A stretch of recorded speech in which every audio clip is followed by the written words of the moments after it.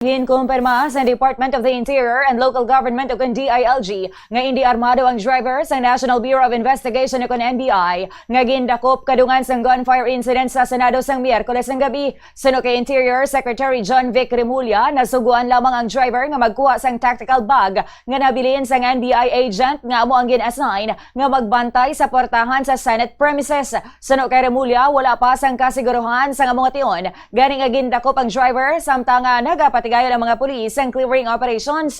Magluwas diri sunod sa tinglikom nagdugang man ang ilang pagpangduha-duha bangod sa presensya sang tactical bag nga sang uli na diskubrihan nga iagali sang NBI agent nga nagabantay dinto. Pahayag pa sini may identification ang driver kag wala sang armas. Ini nga pathag ang kasunod sang paglink sang kadamaan dito sa NBI driver nga sa shooting kag bangod sa ginalagar nga gunpowder residue findings sa paraffin test.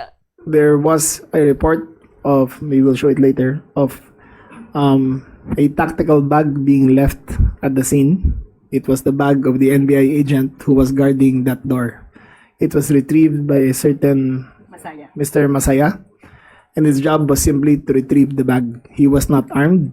He had identification with him, but he was arrested because at the fog of war, you were not sure of what his role was.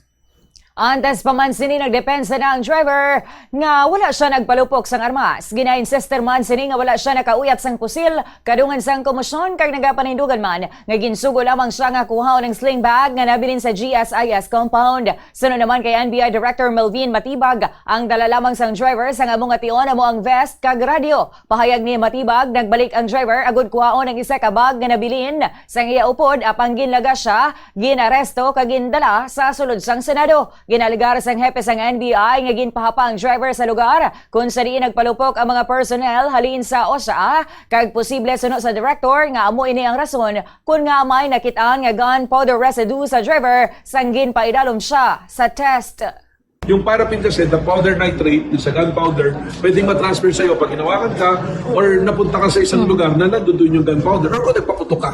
So, it's not necessarily na nag-positive ka sa gunpowder, nagpaputok ka.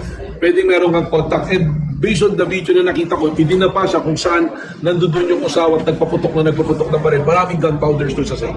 So, I think that is something that the investigating officers and the court will determine. Si NBI Director Melvin Matibag.